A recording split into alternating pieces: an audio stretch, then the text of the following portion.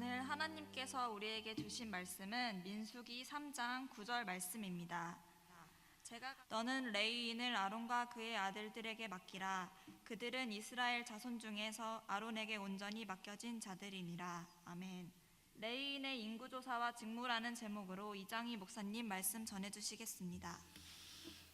하나님께서 출애굽하고 이제 2년 2개월이 지나서 모세에게 20세 이상의 남자 군인의 개수를 명령하셨습니다. 이때 하나님의 성막을 심우하는 일만을 하게 되는 이 레위 지파를 제외한 이스라엘 모든 사람들 중에 20세 이상의 남자 군인만 그렇게 계수하게 되었고, 그 다음에 이스라엘의 모든 진들이 이동할 때에 좀 질서 있게 이동되어질 수 있도록 가운데 회막을 중심에 두고, 그 다음에 지도자 모세와 대제사장인 아론과 그의 아들들과 그리고 레위 지파가 이 회막을 중심으로 동서남북을 둘러싸서 진을 치게 됩니다. 그리고 레위인이 그 회막을 둘러싸서 그 바깥으로, 동서남북 바깥으로 또 12지파의 이 사람들이 각 동서남북의 방향에 3지파씩 이렇게 둘러싸서 가족별로, 형제별로 화합을 잘 이룰 수 있는 조직으로 하나님께서 직접 명령하셔서 그 진을 세우는 그런 일들을 하십니다. 우리는 이 말씀을 중심으로 하여서 회막 중심의 삶, 즉 하나님의 중심의 삶을 살면서 하나님과 함께 그렇게 살아야 함에 대해서 지난 시간에 저와 함께 이 민수기 강해를 통해 말씀을 나누었었습니다.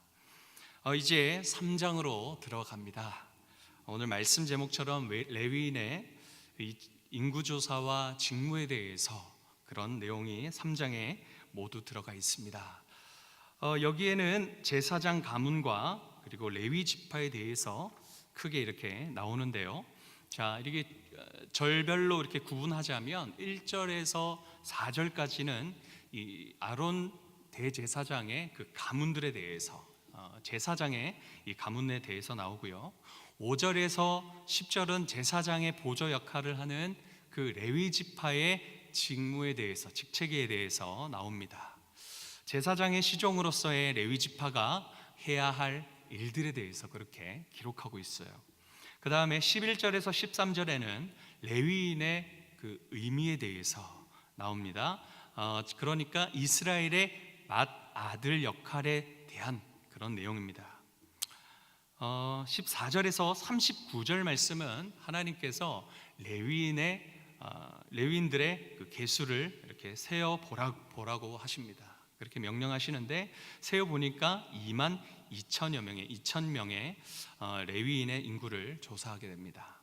그리고 이어서 40절에서 마지막 절 51절까지는 전체 이스라엘 중에서 1개월 이상 된 장자 맏아들만 한번 계수하라고 합니다.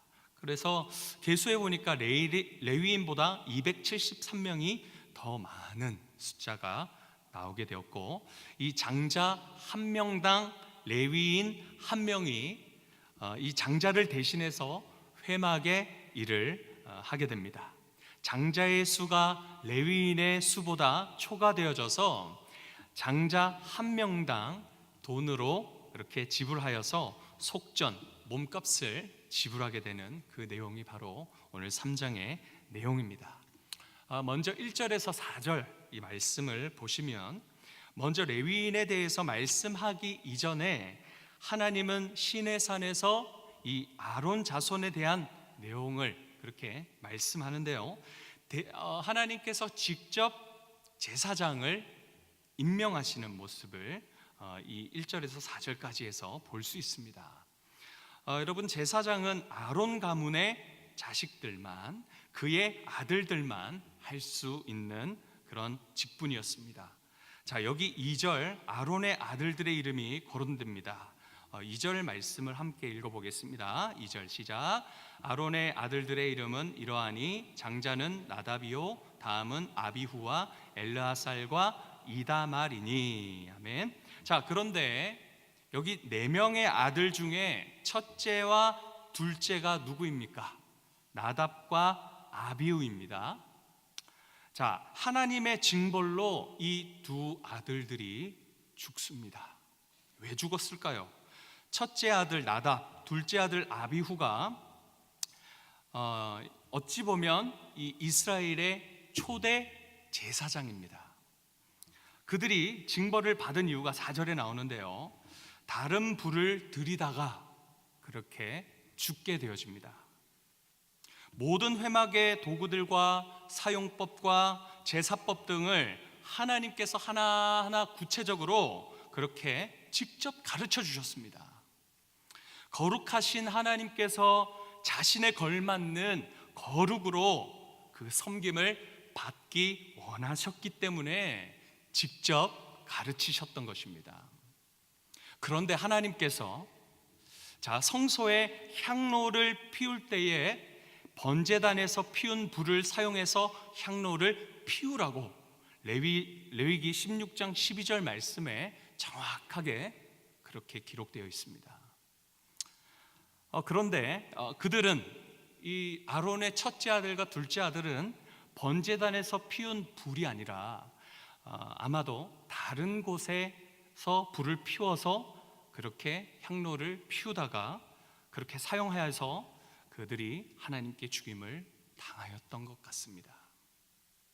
우리는 이것을 볼 때에 철저하게 하나님 중심의 삶을 살아야 한다는 것을 우리는 알게 됩니다. 그리고 절대적으로 하나님의 말씀을 가감해서는 안 된다라는 그런 교훈을 얻을 수 있습니다. 두 아들이 이 다른 불을 들이다가 여호와 앞에 죽음으로 그것이 이스라엘과 그리고 제사장 또한 레위인들에게 큰 교훈이 되었고 경고가 되어졌습니다. 죽은 아론의 이 두 아들, 죽은 두 아들들에게 자식들이 있었다면 그 죽은 아버지들을 이어서 제사장직을 계속 이어받았을 텐데 이들에겐 자식이 없었다라고 오늘 말씀에도 나와 있습니다. 그래서 안타깝지만 아론의 두 아들이 남았죠. 4아들 중에 첫째, 둘째가 죽었고 이제 셋째, 넷째 아들들이 남았어요. 이 첫째, 둘째 아들이 자식들이 없기 때문에 이제는 그들을 이을 아무런 사람이 없어서 셋째, 넷째가 맡아서 이어서 제사장직을 맡게 되었습니다. 현재 우리는 어떻게 믿음 생활, 신앙 생활을 하고 계십니까? 하나님의 말씀대로 살지 않는 우리가 구약 시대를 살았다면 여러분, 여기 앉아 계신 모든 분들이 과연 지금도 여기에 앉아 계셨을 수 있으셨겠습니까? 하나님을 섬기는 서문교회 성도님들에게 저는 이 시간 권면합니다. 여러분, 하나님과 친밀하시길 바랍니다. 그러나 두려운 마음으로, 경외함으로 주님과 친밀하시길 바랍니다. 우리의 신앙생활에 하나님을 두려워하는, 경외하는 그런 마음이 없다면 아론이 잃은 이 두 아들들과 우리의 모습이 무엇이 다르겠습니까? 하나님의 말씀은 절대 가감해서는 안 됩니다. 더해서도 안 되고 빼서도 안 됩니다. 다른 불을 피워 하나님의 진노 가운데 있지 않고 오직 하나님이 원하시는 이 번제단에 불을 피워 순종함으로 하나님 앞에 믿음 생활 하시는 우리 성도님들 모두가 되시길 소망합니다. 5절에서 10절은 레위 지파의 직무에 대해서 말씀합니다. 한마디로 레위 지파는 아론의 아들들의 시종인 것입니다. 아론은 대제사장입니다. 그리고 그의 두 아들, 셋째, 넷째 아들이 그 형들을 이어 제사장이 되었고요. 그리고 이 레위인들이 제사장의 보조 역할을 하게 되었다라는 것입니다. 제사장 두 사람이 회막의 모든 일들을 다 할 수 있었을까요? 회막의 이 모든 회막을 다 걷어서 해체해서 이동하고 그것을 조립하고 모든 예배의 도구들을 씻고 닦고 관리를 그 두 명이 다 할 수 있었을까요? 그렇지 않죠.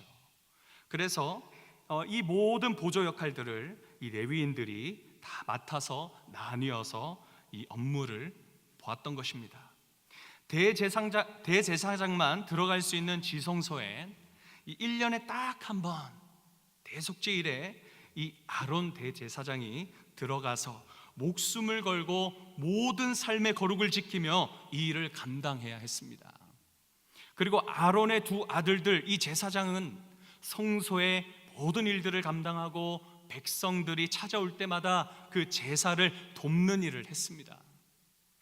레위인은 제사장의 그 일들을 도왔는데 전체 이스라엘의 진이 이동할 때마다 이들이 성막을 회막을 해체하고 이동시키고 그리고 다시 진이 이렇게 멈추게 되면 조립을 하는 그런 일들을 했었습니다. 그리고 진을 치고 대기할 때는 이 성막을 보호하고 관리하는 그런 일들을 감당했습니다. 성막이 더럽혀지지 않도록 예배의 도구가 분실되거나 안전하도록 그렇게 깨끗하도록 관리를 했습니다. 자, 이것은 이곳에 하나님의 임재가 계시는 곳이기 때문에 거룩성을 지키기 위함입니다. 이 레위인들이 왜 이렇게 일을 했을까요? 왜 이런 사역들을 했을까요? 그것은 하나님께서 백성들과 함께 하시도록 그 중심에 계시도록 통치하시도록 하기 위한 목적이 있었기 때문입니다. 하나님은 이처럼 대제사장이 해야 할 일, 제사장이 해야 할 일, 그리고 레위인이 해야 할 일에 대해서 엄격하게 구분을 지어서 그렇게 시켜 두신 것입니다. 우리 교회 안에서 각자의 역할에 대해서 모두가 구분하여 사역을 하고 계십니다. 자, 직분, 여러분 혹시 직분을 계급으로 생각하시는 분 계십니까? 직분은 계급이 아닙니다. 직분은 신분이 아닙니다. 그리고 차별이 아닙니다. 높낮이를 얘기하는 것이 아닙니다. 여러분 함께 따라하겠습니다. 직분은 역할입니다. 네, 각자 충성하며 충성만 있으면 되겠습니까? 충성하면 열심히 할 겁니다.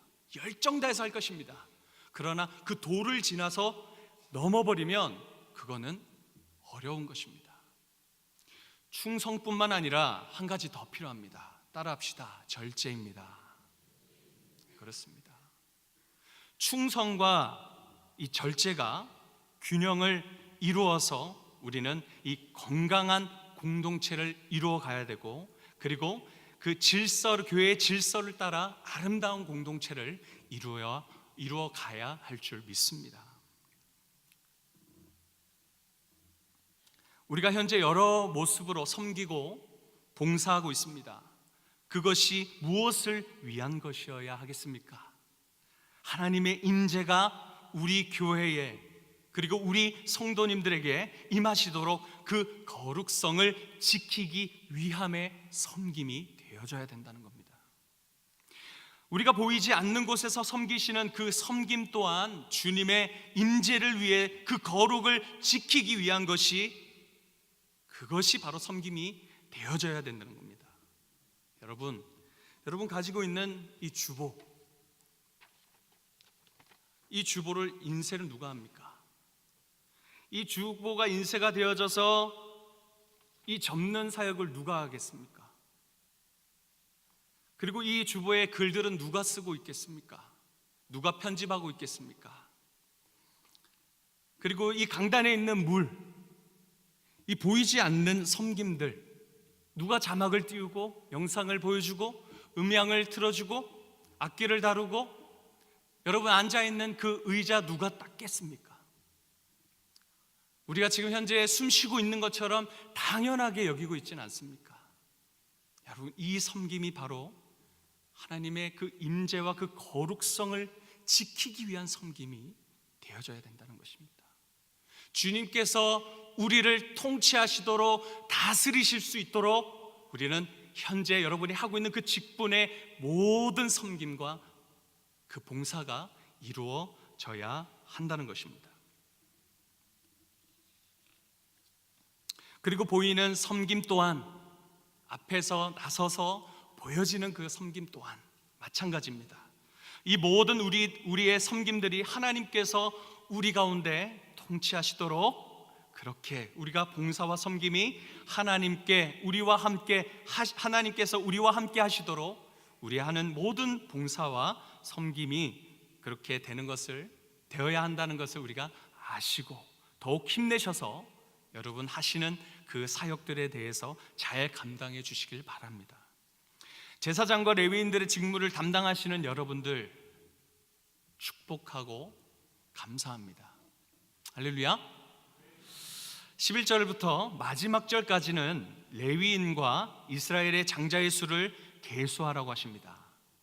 39절에 레위인 숫자가 22,000명이고, 그리고 43절에 이스라엘 장자들의 숫자 22,273명이 그렇게 계수되었습니다. 자, 레위인과 이스라엘의 장자를 왜 계수하라고 하셨을까요?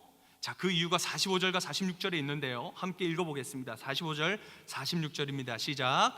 이스라엘 자손 중 모든 처음 태어난 자 대신에 레위인을 취하고 또 그들의 가축 대신에 레위인의 가축을 취하라. 레위인은 내 것이라. 나는 여호와니라.